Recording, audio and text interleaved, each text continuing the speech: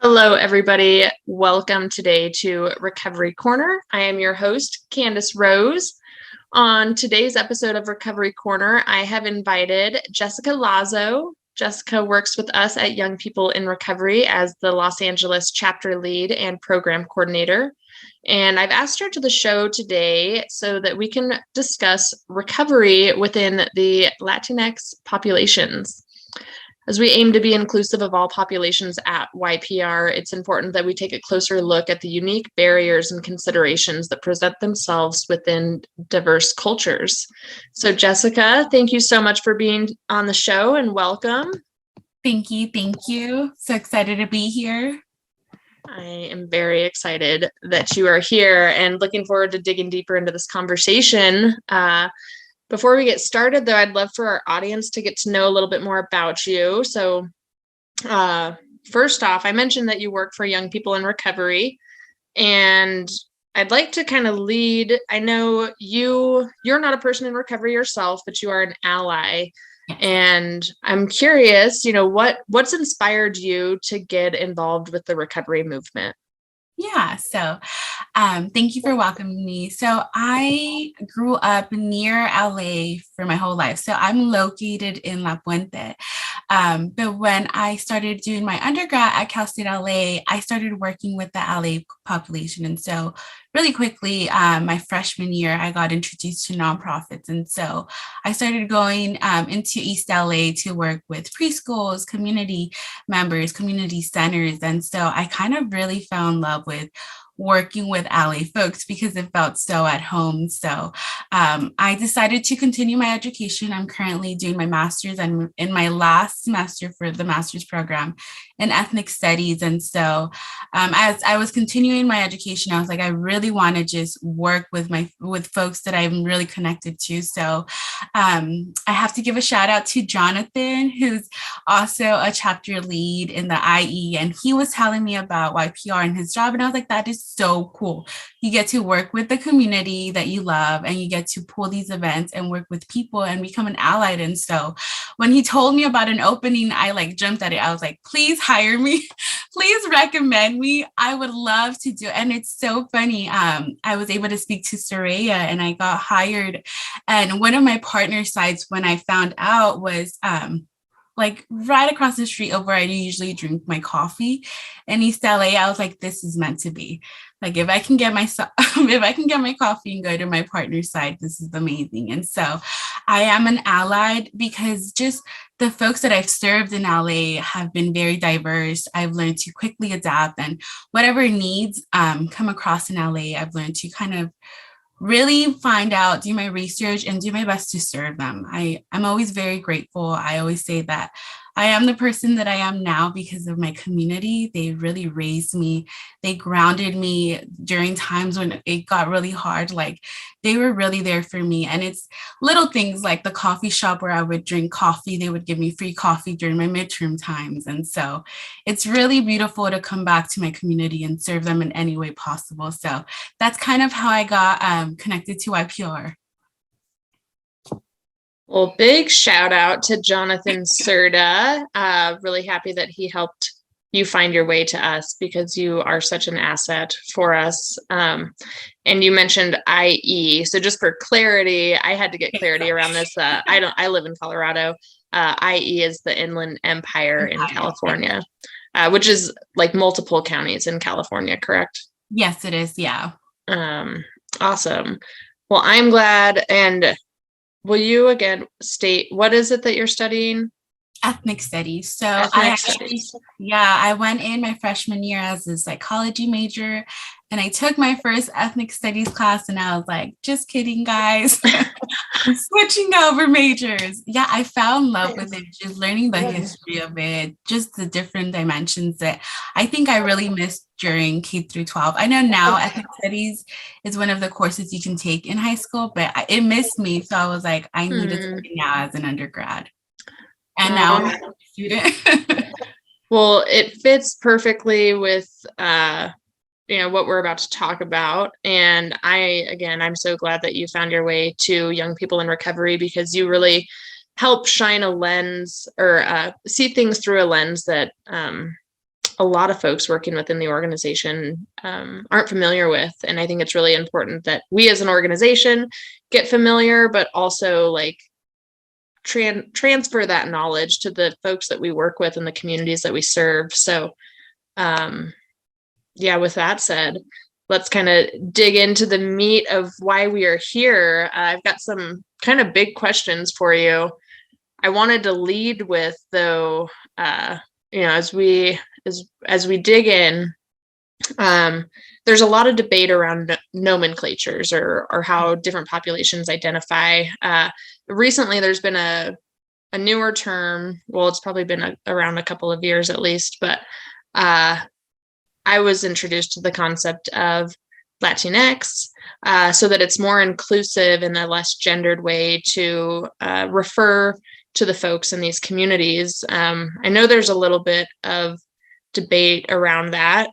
You and I had a brief conversation, and we're going to continue the conversation today using the nomenclature around Latinx. Is there anything that you'd like to just kind of enlighten our audience on as we sort of go that direction? Yeah, so the Latinx term really came about when we were trying to be inclusive of all genders. And so the Spanish language is very gendered. It's either a female or a male for everything, el coche, el carro, or la casa, very gendered. And so when Latinx came about, it was actually a really long process for us to get here, to be very inclusive to all genders, especially the queer community. So for a good while, it used to be the @ sign. So we knew if it was Latina or Latino. And so although we were trying our best to be inclusive, we realized that we weren't being as inclusive as we needed to. So then the idea of X came about because it wasn't a female or a male, it was in between, which was kind of what queer folks were looking for. So it became Latinx. And so just the term Latinx has kind of really became controversial in the Latino community, where folks don't really want to do the work to be inclusive because they've always known Latina or Latino for so long. And I know it was such a pushback when we even introduced the @ sign. But now that we're kind of accepting it, right, we're Latinx, a lot of work has to be done with changing the language now. And so some examples are like hermana or hermano needs to be changed to hermanex. And so that really does become inclusive to all gender, the queer community. And so I think there's such tensions still, but the focus really is to be really gendered inclusive to all community members. And I feel like the queer folks were so kind of really, they were really pushed out. They were really marginalized during the times when academics were talking and theorizing about the Latinx community. And so it was early 2000s when we finally got queer scholars to do the work and to kind of really trailblaze the journey that we needed to, because a lot of us didn't know, a lot of folks who were cisgendered didn't know that queer folks weren't identifying as Latina or Latino. And so it's really been a journey. There's still a lot of work to do. There's still folks that refuse to change it. So it's really a conflict that we need to do. And it can get frustrating at times because it's our own community that doesn't want to accept it, right? Our own folks don't want to be gendered inclusive, but it's a conversation that we need to have. And I think, right, with time, there's change. And so we've come so far. We came from Latina with the little @ sign to now Latinx. And so we're doing the proper moves to be inclusive of all genders. Well, thank you for, going down that path with me, because for me, I am a white cis female, so I want to be really mindful of the language and terminology that I use, and even keeping that in mind, being inclusive. So as we have this conversation, if I say Latino, it's not that I'm just talking about the male population, so I think that will be helpful to our conversation to just refer to Latinx. And also keeping in mind that being just respectful of each individual's needs. So maybe you do encounter a person that prefers a different terminology, just kind of being open to and respectful of like what their wishes are too. So I don't want to be offensive to anybody. I want to like be respectful and inclusive of everybody, whatever that looks like. So so thank you. Yes. And maybe we come back and just have a full on episode about that, get like a whole panel to kind of talk about that. Which is great because I'm still retraining my brain to really say Latinx instead of Latina. So I'm still learning myself to get adjusted to the new terminology. Yeah. I mean, it's like we were just talking about before we started recording, like so many people are so used to saying guys, hey, you guys, when you're talking to a group of male and female or everything in between. Or like sometimes I'll even say that to like a group of my girlfriends. I'll be like, hey, you guys, let's go. So I don't know, maybe there even needs to be a movement that word guys is just kind of neutralized. Yeah. Oh, right on. Well, thank you. Let's dig in a little bit. I'm a person in recovery. I live in a Colorado mountain town, predominantly white, English speaking. I mean, there's definitely a little bit of diversity here, but not like we see in Los Angeles or other like major metro areas. So my experience with recovery was really accessible. I could go, there are meetings like every day of the week, multiple times a day, where everybody speaks English. And I'm bringing that up because my question is that I want to dig into, and that's just like one example, is as we talk about working or getting people from the Latinx communities engaged in recovery services, like, or wait, let me back up. I think I'm getting ahead of myself before we go down that way. I think the first question needs to be, what unique considerations do we need to account for with regard to migrant populations and substance use disorder?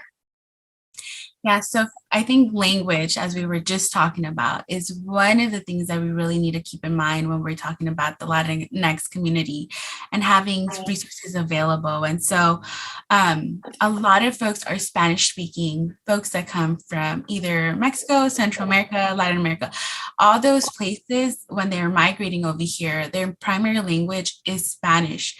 And few times we'll get folks who speak their indigenous language. So Spanish isn't even a language that they speak sometimes if they're from indigenous communities. And so when we have folks speaking Spanish or dialect, we really have limited the resources that they have available. And so although LA is known to be, right, Latinx really predominantly present, we don't have a lot of resources that are in Spanish or in dialect. And so that has been one of the issues why folks really don't seek recovery, is because they don't have the resources in the language that they needed to. And we've seen this through cases that have came up in LA, that they sometimes don't even know the language when they need medical assistance. And so one of the familiar cases that happened and was documented, and there was a documentary series about it, it's called No Más Bebés.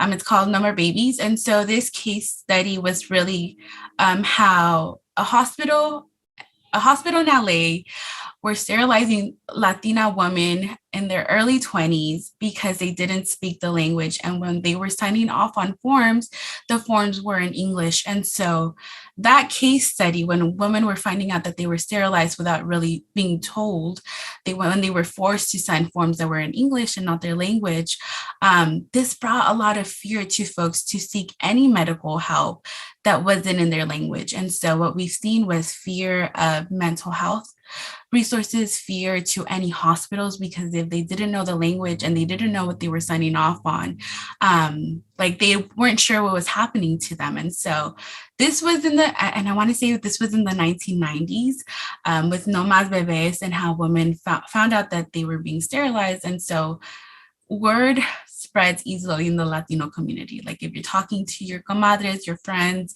your girlfriends, you share your experiences. And so what ends up happening is a lot of folks ended up fearing getting any medical help that wasn't in Spanish. And because it's so limited still, it takes a lot for a person to seek help when folks don't speak Spanish. And even now during the pandemic, when folks were going into hospitals by themselves to get any type of help and they only spoke Spanish, it was really difficult for them to kind of really communicate their needs. And so this pandemic really has shined light that we really need to be mindful of the Spanish speaking communities.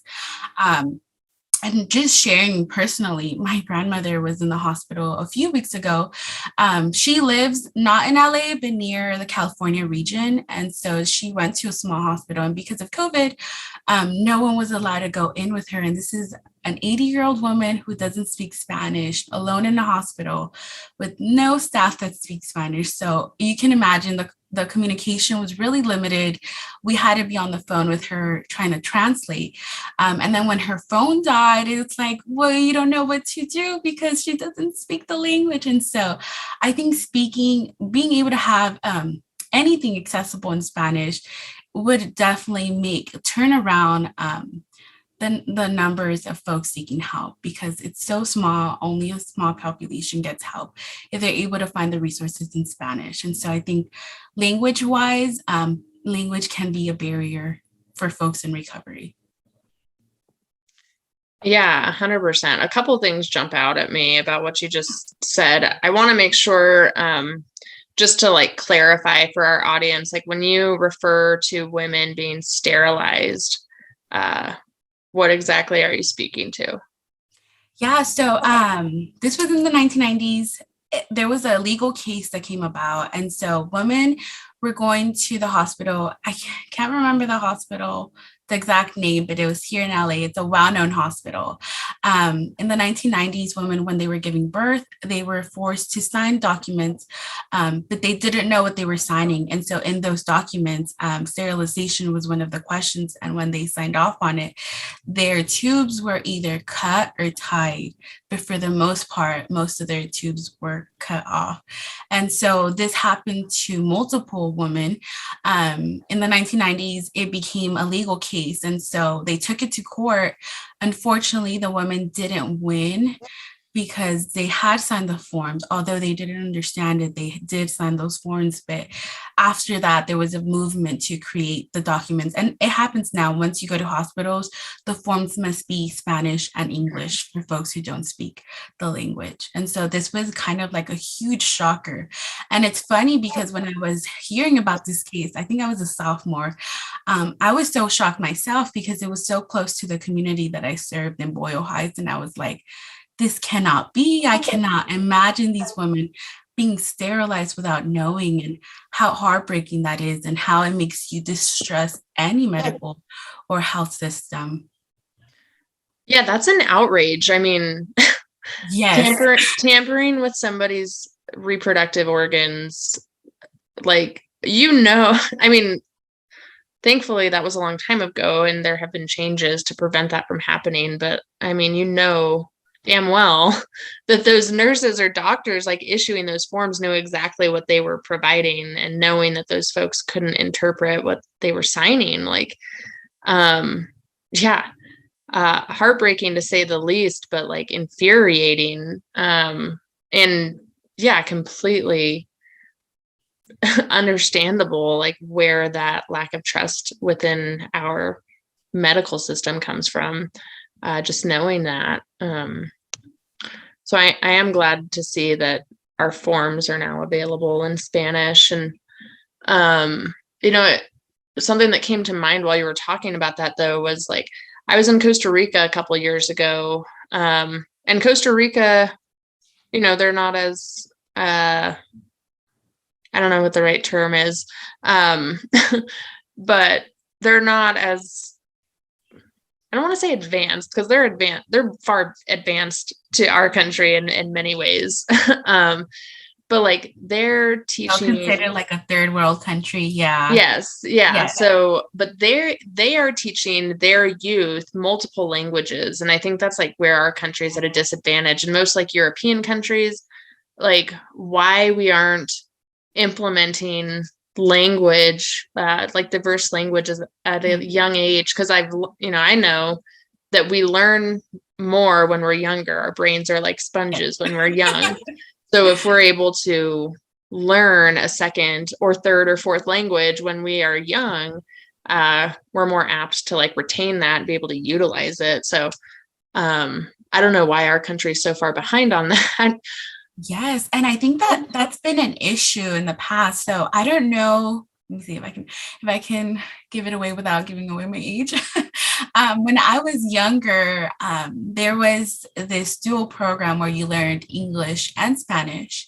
But then a little before my time, I know that there was this kind of stigma against dual language. And so I know in the public school system, they actually were punishing students who were speaking Spanish. And so I want to say this was the 1980s, 1990s, when there was a fear of the immigrant community and just they didn't want the Spanish speaking folks to be the majority in LA. They decided to cut the dual programs and they were shaming students who were speaking Spanish. And so I know a lot of the professors that I've worked with share that they don't speak Spanish because they were either shamed or punished for speaking Spanish in the school system. And so when we look at other countries, yeah, it's amazing. They learn up to 3 languages just to be fluent. And so one of my friends was traveling, I think she was in Paris, but she was saying like, I didn't understand the menu. And our waiter went through like 4 languages to figure out what language I was able to speak. Meanwhile, here, we're barely still trying to figure out how we can emerge Spanish speaking folks into the conversation. So it's very different. And so I always think language is such a powerful tool. It's, with knowledge, it's amazing to see other countries kind of be able to be fluent and communicate so well within other communities, ethnic backgrounds. And then here, when we come to the US, we can't even have Spanish as something that's accessible. And so it's really been a struggle, I want to say, just moving past what we've seen in history. And even with the Latinx terminology, moving forward to where we're inclusive, we're being mindful, we're being very, very careful the way that we're doing these stuff because of the past history that has harmed people and people being victims of just not being able to speak English and how much they've suffered for that. Yeah, it's mind-blowing. Hopefully we see change. I've got a lot, I'm not going to dig into it, but I've got a lot of thoughts about our like curriculum in schools, and we need to kind of shift focus in some areas, but that's a tale for another day. I myself don't speak Spanish. Like I took Spanish in high school. It was required in high school to take like a semester of a language, which, is a few months. And I passed with a C, and that was all that was expected of me. And I didn't retain any of it. So I'd love to revisit learning a second language. I think Spanish is a beautiful language too. And it is so like widely used around the world. I think Spanish is a cool language too, because I think a lot of other languages are kind of rooted around like like Latin. And so if you like learn Spanish, you might not know Italian, but you're going to be more apt to like understand people speaking in other languages because they're a little more correlated than English. So yeah, I think when I'm able to like hear Portuguese, I'm like, I can try to figure it out. I can give you the basis of it just with like my Spanish. But I know even in high school, I think I was taught the proper Spanish because my Spanish is kind of like a slang Spanish for the proper way of speaking Spanish. And so I know proper Spanish can be a little difficult to learn too. I like some words, I know they're super improper and I made them up, but it works. It works when you communicate. Right. Oh gosh. Well, let's come back to language in a little bit. Before we met, like after I asked you to be on the show, I did a little bit of research. And kind of going back to like these considerations. Like, so when we talk about migrant populations, like what are some things to consider that might be risk factors for folks like developing substance use disorder? Yeah, so with the migrant population, a lot of them kind of come to this country with the fear of being deported.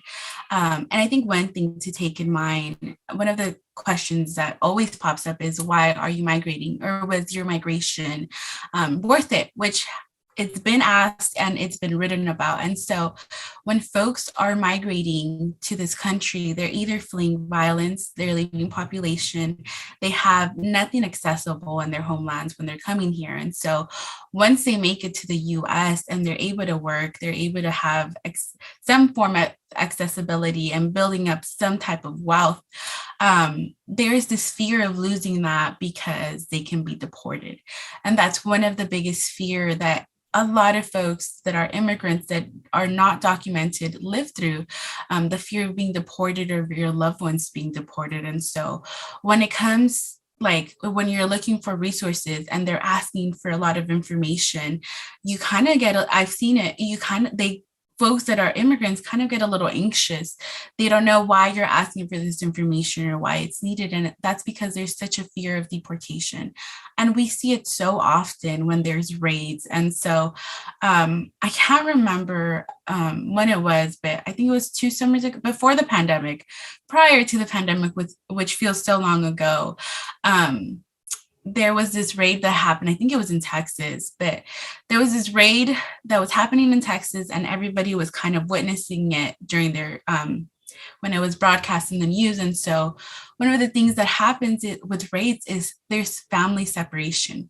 Half of the family is able to stay here, while the portion of the folks that get deported have to go to their homelands. And then once they go to their homelands, you don't really know what they're expecting over there. It's either the violence that they were fleeing, the poverty that they were leaving. And so with this family separation, people will sacrifice their mental health, or they will sacrifice getting any form of recovery help to make sure that their family stays safe here.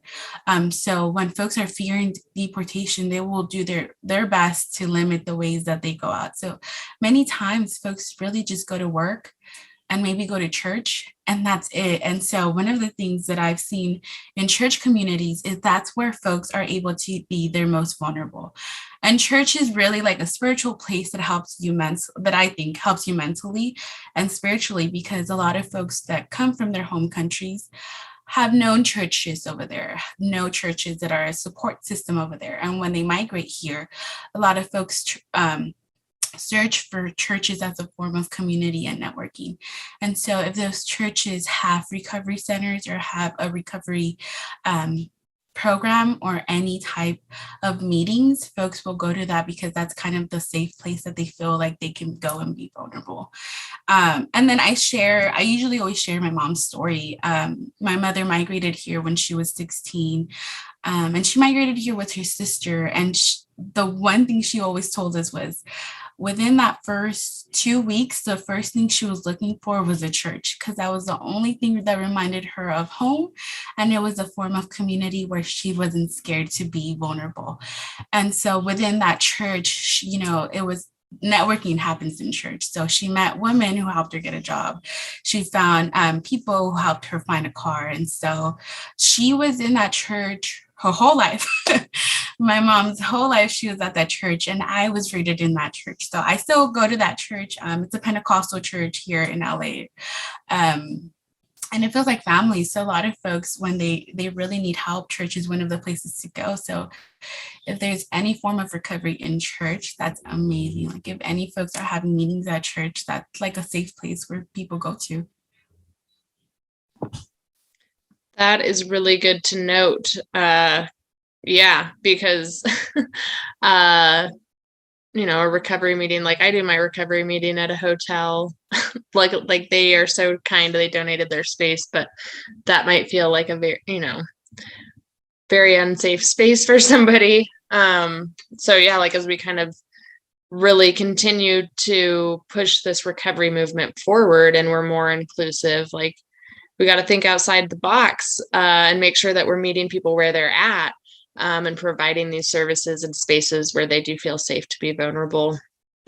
I wanted to touch on something you said too, like as we talk about like what risk factors exist, like why might people within the Latinx communities, populations, be at higher risk for developing substance use disorder. And some of the like research that I did, it references long-term separation from your family for whatever reason. I didn't even like think about, families being separated because of like deportation, and difficult working conditions. So I worked in restaurants for years, and I'm still friends with an old coworker of mine. His name's Fausto, and he's been here for years on work visas, but he couldn't. He was here on a work visa, but his family was still in Mexico, and he kept having the opportunity to renew his work visa and he kept staying. And it was like insane to me because he was working 3 jobs and pretty much all the money that he was making that he wasn't using to like spend on rent, he was sending it all back home to his family, so that they could survive because the poverty level was so extreme back in Mexico. So he's sacrificing his time with his family so that he can support them, and never getting to spend time with them. And it's things like that. Like we're all pretty familiar with like how isolation can really drive substance use disorder. And although he was like surrounded by people through work all the time, like I can't even imagine like like depression would hit like a brick wall, just like knowing that you don't get to spend time with your family, that, the hours, all of your waking hours are dedicated to just making sure that they have means to survive. And that can really lead to depression, anxiety. And we all know that those go hand in hand with substance use disorder, especially when people can't access the resources they need. That's often when people turn to substance use to cope. I mean, I can vouch for that. Like, it wasn't that I couldn't access the resources. It was that I didn't know. I think there's definitely these conversations need to get louder so that people do know what resources exist. But that's speaking from me who speaks English, and it's a lot more accessible to me. But when we talk about folks that their primary language is Spanish, like, it's even harder for them to know what the resources are, let alone finding those resources that are available to them in a language that they speak. So I just wanted to like highlight that because, the story I told, like, that's not rare. That's what a lot of families are doing. Yeah. And so what's coming to I'm a book nerd, so I'm going to like talk about 3 books really quickly, just to kind of have that conversation and answer that question a little bit. But quickly, the first book that pops into my mind is, it's a novel, and I'll list the books so y'all can have access to them, but it's called Sacrificing Families, by Lacey Obrego. She's a professor at UCLA. And when I read that story, like, I was bawling. But essentially what this book talks about is folks leaving Central America. Specifically, this one was focused on El Salvador and how they sacrifice their families by migrating here. And so parents have to leave their children in order to provide just the basic needs: food, education, and where to live. And so what that does, like you were saying, therefore the parents are forced to leave here with never having any physical interaction with their children. And years go by, right? The plan usually is that they're going to work here, they're going to get some money, save some money, and then go back to their homelands where they can build. But unfortunately, when folks get here and they kind of see, like, the jobs don't pay well, right? Living here is so expensive. And so when they're sending most of their check back home, there really isn't no savings. So all that they're left to do is to continue to work, right? If they want to provide a better life for their children back home, they're forced to do these jobs that are very dehumanizing, terrible work conditions, right? But really, it's like if I don't work, then I can't send money back to my family back home, and they probably won't have anything to eat, or that I can't send my kids to school. And so this book was very beautifully put together with testimonies of women and men who have migrated here and who have had to separate from their families. And they sacrifice those families so their children can have a better opportunity back home. And then I think one of the chapters is Valió la pena, was it worth it, right? And unfortunately, it was worth it because their children were able to get education, were able to get food and housing. And although they were never to have that interaction or that kind of, the loving community and connection with their kids, they were at least able to supply them with food, education, and things that they needed. And unfortunately, it's not always that way that that the children are successful in their homelands. There's different stories that happen. I think Galicia Abrego does the basics of telling you what happens when families are separated. But there's also another book, and I have it because I love it. It's called Enrique's Journey. It's an amazing book. I also cried to this book. But this follows the story of a young boy who his mother has to up and leave to the US to work. And it's two siblings, it's the young boy and his sister. And the mother has to leave, and she has to leave at night in order to make it to the US. And so it is a really beautiful way of telling his story. And so I'll share the story. I'm not going to ruin the whole thing, but I'll share his story because it's really important. As he's kind of hearing his mother leave to the US, he can hear his grandmother and the mother have a conversation. And the conversation really is I can only afford to have one child at home with me. So you're going to have to choose. Is it your son or your daughter that you want me to look after? And so the mother has to leave the daughter with the grandmother, and this boy has to leave with his father. And his father has never been in the picture. So he kind of grows up by himself from the age of 6 to 13 by himself, barely having anything to survive on. And the mother is sending money back home, but he never sees any of it. The sister is lucky. She's able to get an education. She's able to make something of her life. But this young boy at the age of 13, kind of near death after using so many substances because the depression and the loneliness is so rough on him, he decides to journey here to the US. And so there's this train that goes through Mexico to reach the US border. It's called La Bestia, the Beast, and it's notorious. It kills people if they fall off. People are known to be pushed off the train if it gets too full. Whenever the train stops, police officers from Mexico will either grab the people that they see and deport them back to Central America. And so this boy does this journey, I think about 3 times. And through these 3 times, right, it's rough. He experiences so much trauma. And at the end, when he's finally at the border and he's able to cross to the US, he finds his mother, right? And then he finds that his mother has remade a life for herself here in the US with a different husband and more children. And so that heartbreaking ending to him just kind of really deepens the depression that he was already dealing with. And with no resources here, the only thing that he can use to really kind of numb himself, right, and kind of deal with it is alcoholism and other drugs. And so this story really kind of tells us the harsh truth of folks who are migrating, because it's not like folks want to migrate. It's the necessity that they have to do it. And then there's so many effects that happen with that. When the families are ripped apart, when you have the parents in the US and the children that are left back at home, and no one knows what's going on back there, right? It's really the immigration community deals with so much trauma. And I always say this, and if the parents don't deal with the trauma, the children will feel their effects. And if the whole family migrates here, right, if the whole family's in the US, what happens is the first generation, the parents are always on survival mode, either fight or flight, their body just can never calm down. So the children are the ones who end up dealing with high rates of anxiety and depression because they're the ones who are feeling this generational trauma that happens to them. And so it's really hard to see. And then this last book I want to touch on really quickly. It's really good. It's called Paradise Transplanted. It's Migration and Making of California Gardens. And this book focuses on gardeners. And so here in LA, we see gardeners all the time.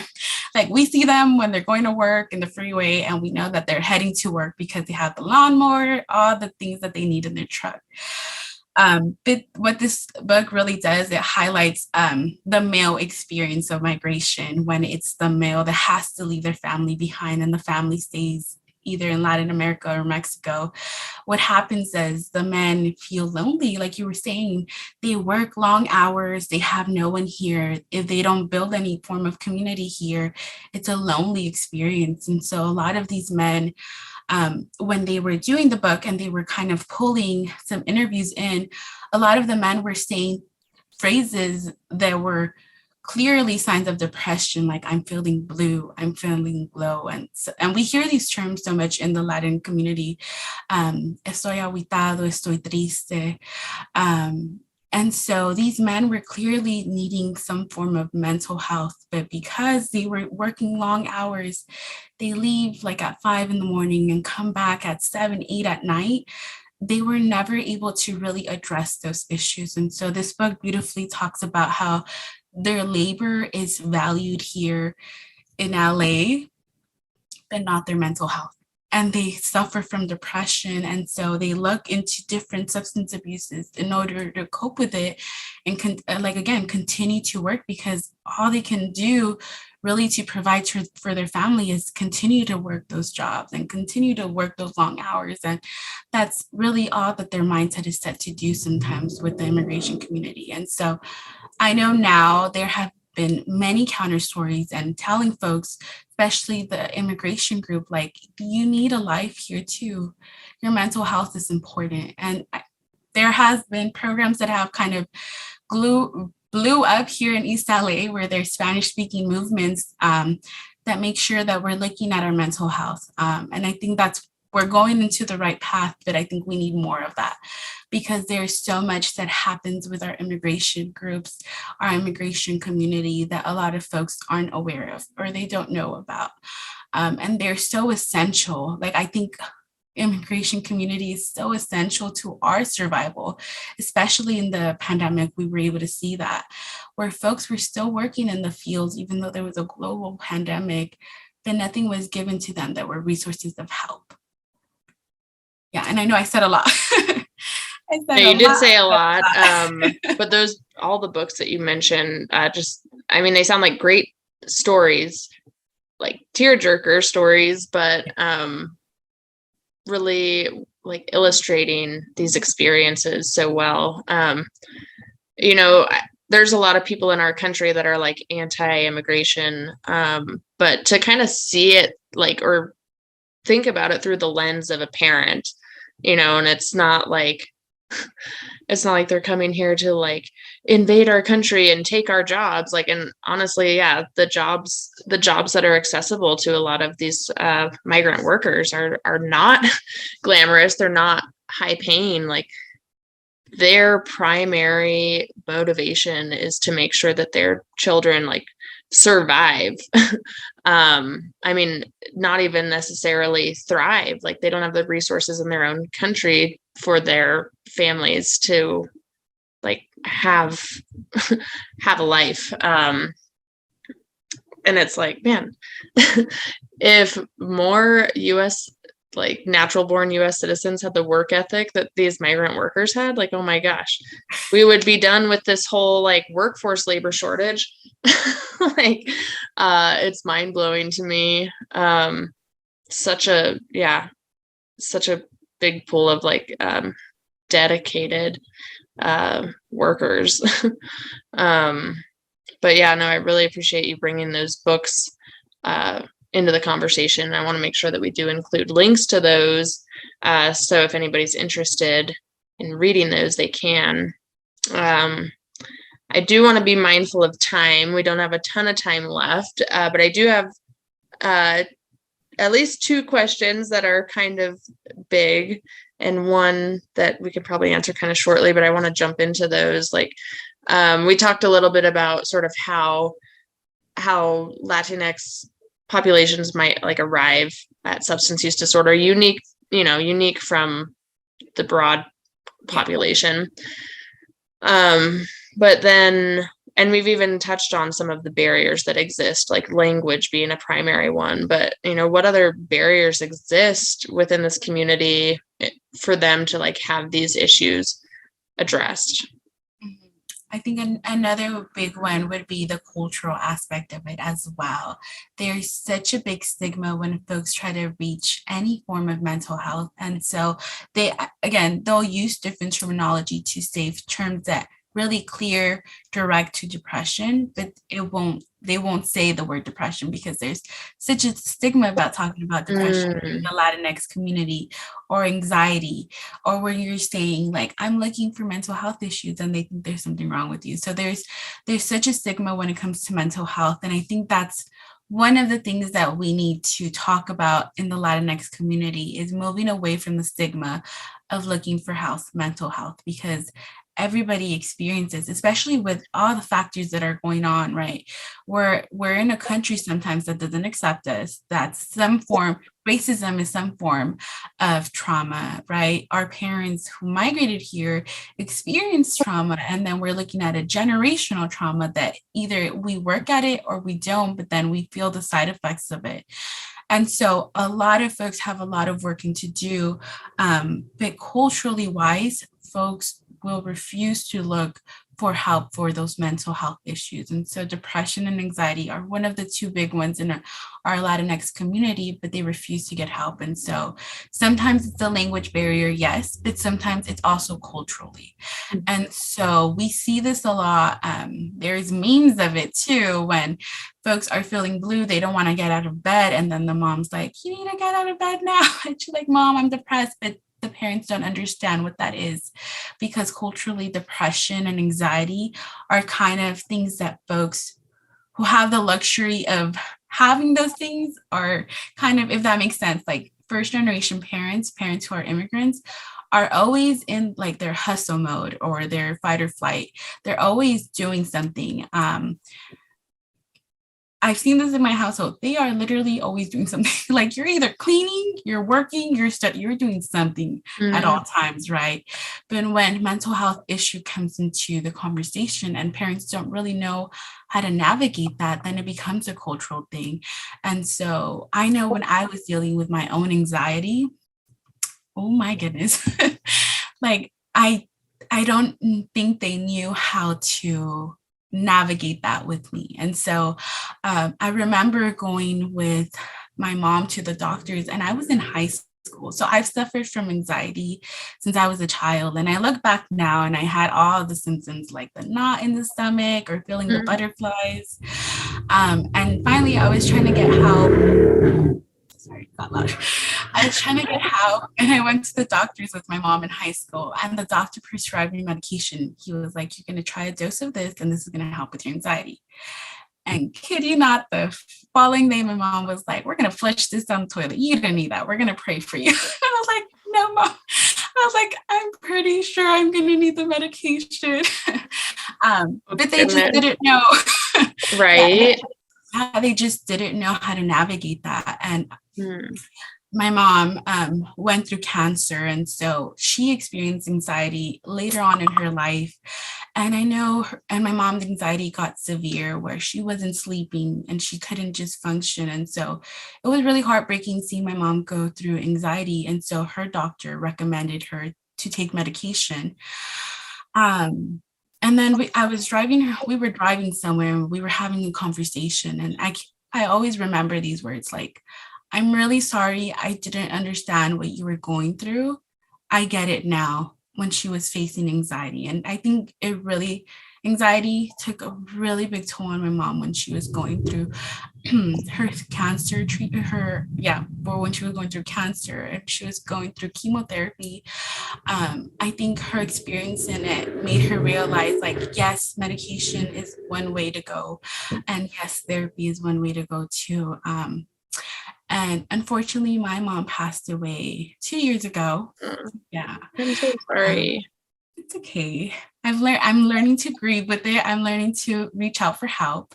But I think one of the cute things that I found through this journey is one of my aunts was telling me that she didn't know how to grieve and she was feeling the blues, and she's like, and I didn't know what to do.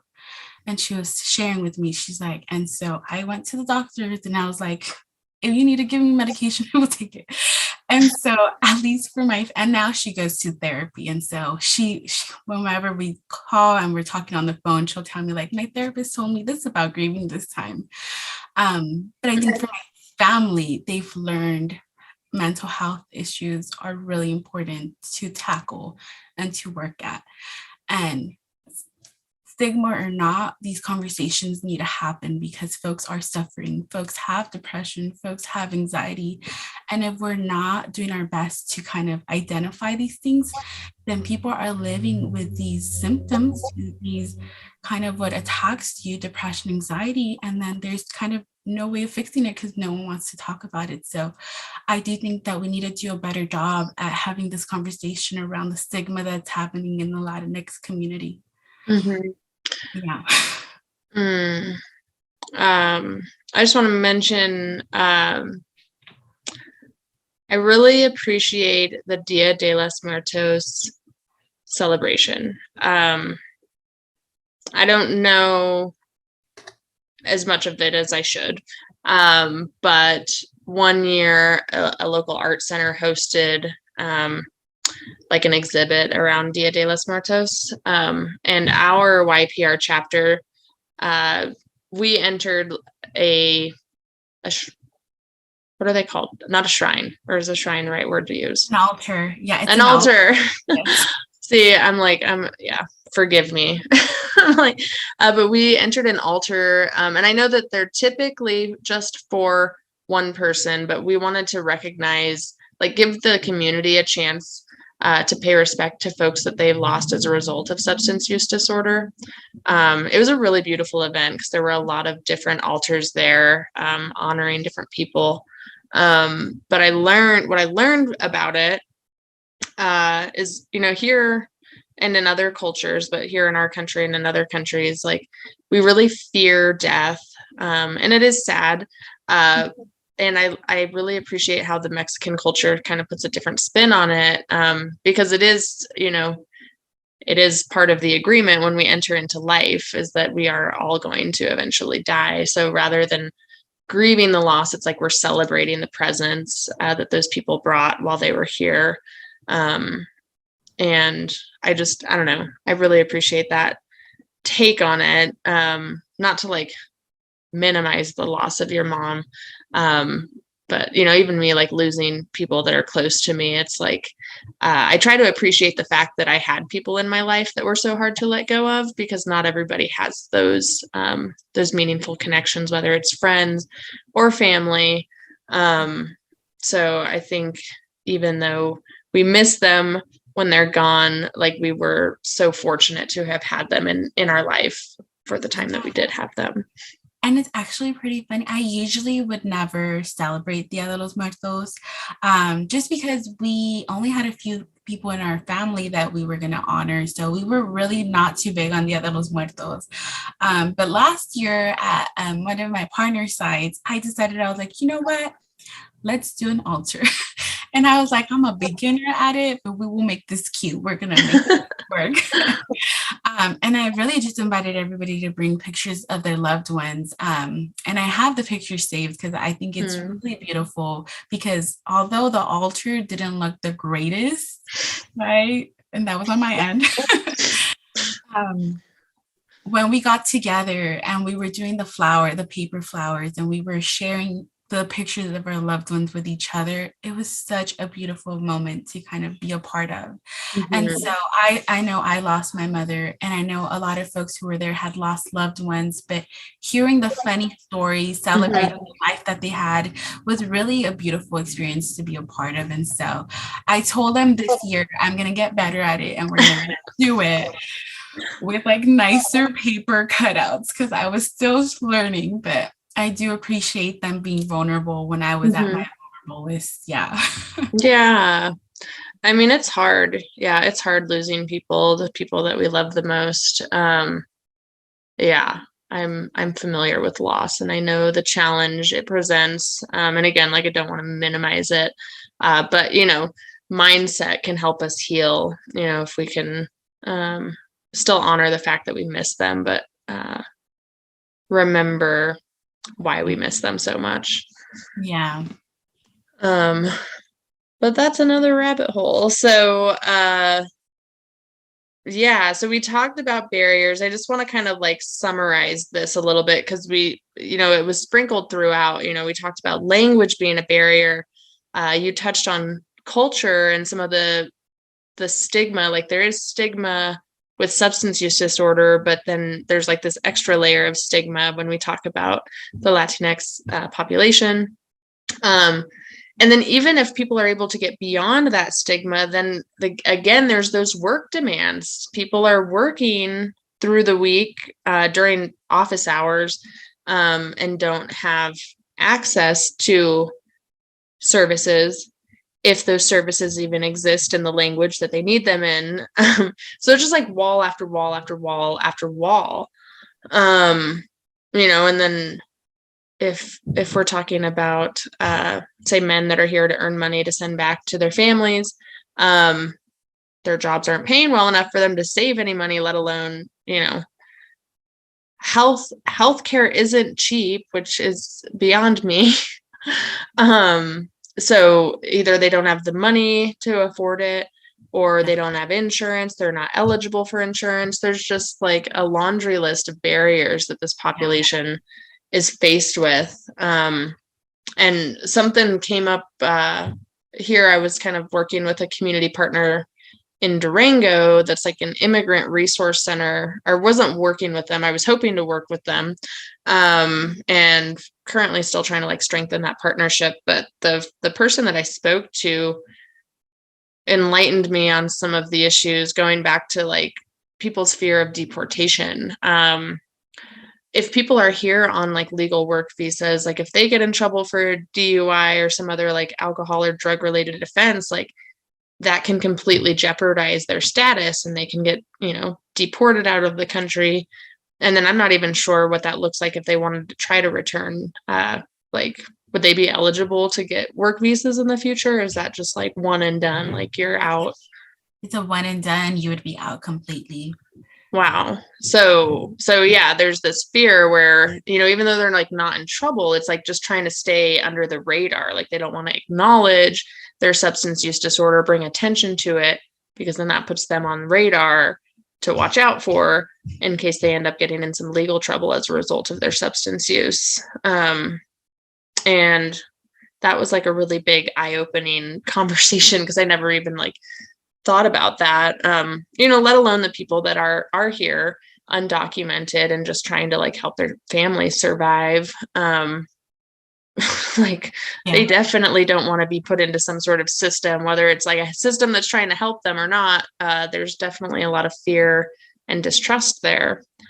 So before we kind of move out of this like barrier conversation, oh wait, there was one other thing I wanted to touch on with the barrier. We kind of talked about like family dynamics and responsibilities too. So not only like if we have one parent here doing all the work, sending all the money home,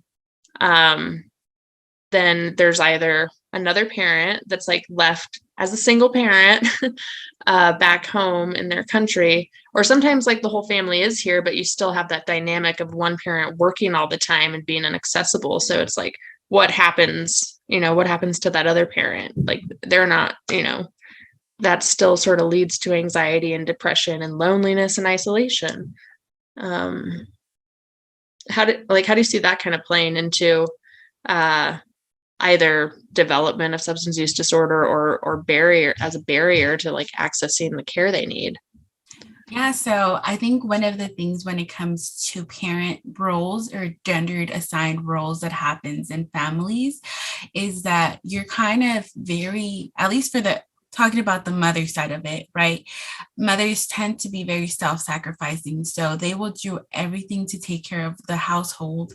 And sometimes they're the last person in the list to take care of. And so they will leave their mental health at the last thing to deal with if she ever comes to that point. And so when there's families here and the male or the father is working, the mother is expected to cook and clean, take care of the kids, do all the household duties. And then at the very end, she still has to service her husband. And that's just kind of like the gender expectations that are placed in our community. And so unfortunately, what happens is kind of the woman becomes very, I don't want to use the word oppressed yet because women take on this role, but they kind of become,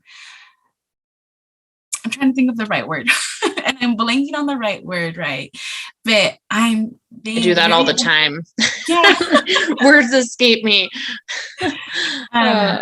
They become very dependent, I want to say, on the male. And so if the man or the husband is willing to kind of support the woman in getting any help, then it happens. But if he isn't and he's reluctant to do so, then she really doesn't have the ability to get those resources if it's not really with his approval. And so one of the qualities that is really seen in the Latinx community is machismo.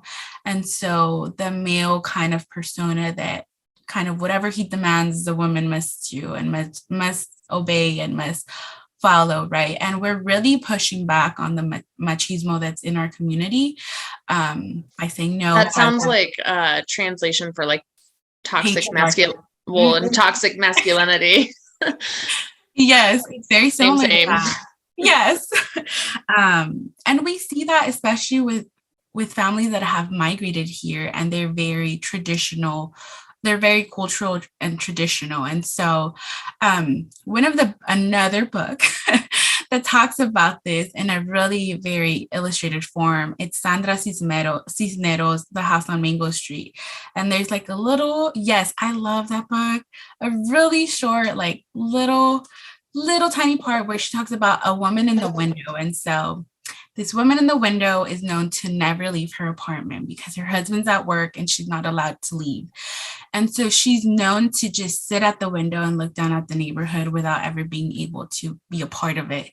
And this isolation and this loneliness kind of drives this woman to do her best to kind of entertain herself when she's alone all day. And so it kind of points at, she starts drinking in order to kind of maintain some type of sanity of being in the four walls all day. And so this is like one of the type of stories that we see where women are very kind of, they have to oblige by what the male says in a very intoxicated male hegemonic household, I want to say, where she really has the limited resources that she gets if the husband's okay with it, right? And that's just if she's married and she has a husband. We can look at it from a different angle if she's a single mother. Because if she's a single mother, migrated here in this country, then her resources kind of cut down a lot more. She doesn't speak the language. She doesn't have any support. And she has her children to look after. And childcare is not cheap. That is expensive. And if you're coming to a foreign country with no family, no connections, no network, you really feel isolated. And so those resources get really limited. And unless these women are like, if the resources are really at the woman's door knocking, do you need help? Then I can't imagine what these women do to get the resources because there's no time, there's no childcare, right? And sometimes technology-wise, some of the resources you need to be able to pull up on your computer. And if they have no internet, no technology, then it becomes much lesser of what she's able to tap into. Yeah. Wow.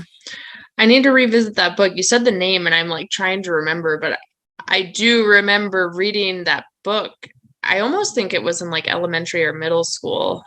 Which makes sense because that's usually the time where everybody reads it. The House on Mango Street. It's a beautiful book and I always reread it just for fun. Yeah, maybe we do a book club with our chapter, usually like in the winter months. I'll have to like add that to our list. Usually the books we pick we call our book club. recover to cover.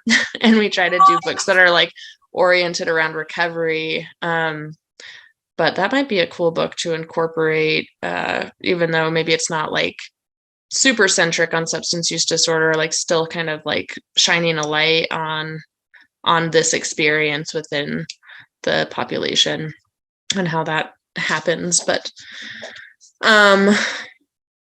goodness, time gets away from us when we're having a good time. But I do have 2 more questions, and I know we got to kind of wrap up soon. So I'm hoping that from the conversations that we've had, like it sparked some people's creativity. And I don't want to minimize this question because I think it's the most important piece. But, based on the conversations we had, it's like, how can we do better to make sure that like recovery resources are accessible to this population? Yes. How can we do better? I think one of the main things, and we talked about this at the beginning, is having a more Spanish-centered recovery programming that's accessible and culturally centered. And I think that's one of the biggest ones that I've seen here in LA. I do my best to pull culture into your recovery. And so like the Dia de los Muertos that we were able to do, I find that because it feels like home, people become more engaged, and because it really definitely resonates with them a lot more, they're open to it. And so if the language and the culture intertwine with their recovery journey, I believe that they'll be more successful. And this can be little things. Like I always host some of my recovery meetings as café con pan y chisme, which is translated to coffee, sweet bread, and gossip. And this is a way that I've seen folks really engage and really kind of vent and become vulnerable, because everybody drinks some cup of coffee and sweet bread with their loved ones. So when we're able to do this in our peer support groups, it feels a little bit like more intimate, and they're able to really bring in their cultural aspect of it. And so I think we can do better if we continue to have Latinx chapters. We continue to bring that cultural aspect into it. We continue to bring in the language. Folks will be successful in the recovery journey. And I really do believe that recovery is possible for my Latinx community. We just need to be able to provide these resources and make it as really as touchable and tangible for them where they're at, because they're everywhere. And their experiences look different, but as long as we can provide these resources to their design to what they can grab, then they'll be successful. Yeah, that's huge. And I know that's something we at YPR are trying to do. I mentioned earlier, we have funding through the Colorado Office of Behavioral Health that wants to see expansion of services for Spanish-speaking communities. It's been a challenge to hire folks, between, the barriers we discussed, and then, just like trying to find somebody that is bilingual, that like believes in what we're trying to do. It's not that they don't believe in it, but I know a lot of people are like, see the challenges and they're like, oh, that's going to be a hard job to do, to like start this from scratch. So we are trying, and I know you're doing a great job with your chapter in Los Angeles. I'd be eager to even just get some stuff going online. Some things that come to mind, that like can consider, like if we talk about people having really obscure long work hours, like making sure that these like Spanish language, culturally competent recovery support services are available at like a variety of times. So if somebody's not available till like 8 or 9 at night, I know for me, like that's late, but for some people that, that might be like the time that they need. So how do we like make sure that there is access at different times of day to make sure people can get to it. And there are virtual meetings, but at the same time, like the technology might not be accessible to attend these like virtual meetings. And I know just from going through the pandemic and everything going virtual, there were a lot of people that struggled with the concept of like getting vulnerable in a virtual space. It's so different. Like for me, it was very convenient. but I'm so like comfortable being vulnerable. Like, I don't, it doesn't matter if it's virtual or in person, but that's me. That's not everybody. I was like, this is kind of nice. I could sit on the couch with my dog. But technology wasn't a barrier for me. So like that's something that comes to mind. And I'm sure there's more ways we could definitely do better. We got about 10 minutes left before we got to hop. Anything else that you would like to highlight about doing better? Doing better. Yeah, I think really just having an open mind and being mindful towards this community is like the biggest one. Just because, right, immigration laws can be so tricky, and immigration in the US can be very tricky, but some of these experiences that they have, a lot of people don't really know about. A lot of people just see a glimpse of it, but not the full picture of it. And so I think always keeping in mind, the Latinx community faces a lot of trauma that they don't deal with, a lot of kind of factors and barriers. And so when folks kind of just have that idea that they don't want to get help in recovery, I don't think they see the full picture, the full scope of it. There's so much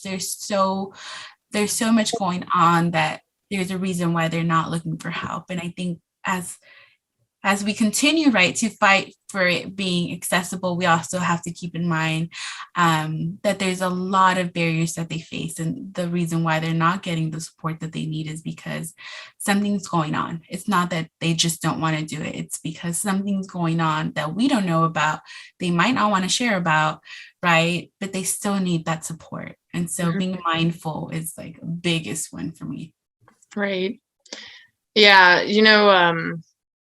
Something that's been bothering me last week, I did a big like Narcan education event. Our local university let us host the event there, and we had close to 100 people in attendance, which was great. And we opened it up for questions after, and a young person stood up, and law enforcement was actually on the panel. And we really stressed the importance of calling first responders after somebody experiences an overdose. And this person brought to light, like, what about, people that have immigrated here, like whether it's legal or not, like we talked about fear of deportation, or if folks are undocumented.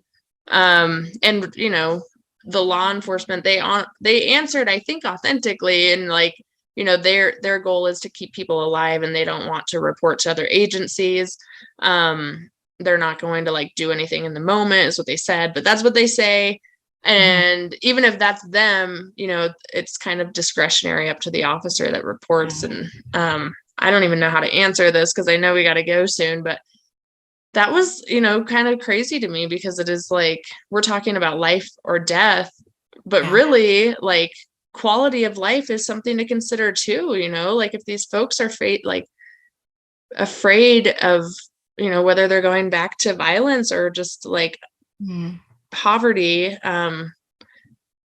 is if their quality of, they're like considering just not calling first responders to survive the overdose because fear of returning back to their homeland is scarier than death. And that hit me hard. And, I really want to explore that more because it is a very valid fear. And I feel like not too long ago too, again, I'm going to get my years better, but a couple years back, right, I feel like even the hospitals and medical workers were forced to be mandate reporters if they were undocumented folks. And I'm talking about, this must have been like 30 years back, but people were even scared to enter a hospital. So you can only imagine death rates for undocumented folks at that time, because if feared of getting any sort of help at a hospital, it could endanger really, like if there was going to be family separation or they were forced to be deported. And so I know now that's not an issue, but for a while, that was a scary thing to live through if you were undocumented. thinking like, if I go into a hospital, they'll be mandated reported and I might not come out of this hospital and go back home. I might have to end up going to a deportation place, right? And it's a huge conversation we can have, right? Like talking about the kids that are being held in cages and the deportation places, and how there's a profit in those, in children and people being held to be deported. Like that's a big issue as well. Yeah. And so that trauma again, right? If those kids are experiencing that while they're in those cages, I can only imagine when they come out, so much hurt that they're going to be feeling, so much trauma. And if they don't get that help, then they're limited resources to what can really help them through that. So yeah, this can be like an ongoing conversation. Right. Yeah, because it's so tricky. So much is kind of at stake here when it comes to undocumented folks.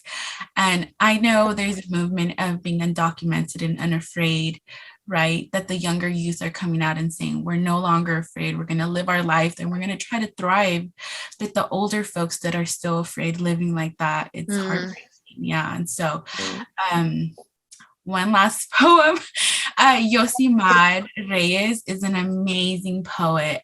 He did a short clip of being undocumented and unafraid. And it's just such a beautiful video that celebrates undocumented folks. And he captures different youth. He captures his grandmother in there, but just knowing that they also should have a life, right? It shouldn't just be survival throughout their stay here in the US. They should be able to thrive and live. And that's one of the biggest ones as well. Exactly. Well, Jessica, thank you so much for this conversation.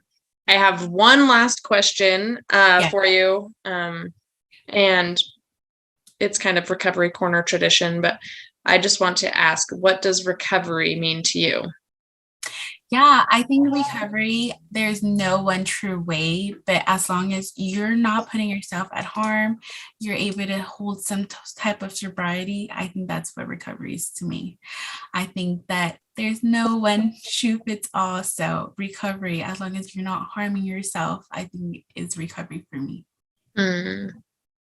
Well said. Well, thank you so much. We'll have to have you come back because clearly there are a lot of other things that we could explore further. And yeah, like I just want to raise this, like these conversations might be kind of uncomfortable, but the more we have them, the more we normalize it. And yeah, these conversations need to be elevated. So I appreciate you taking the time and giving us some insight.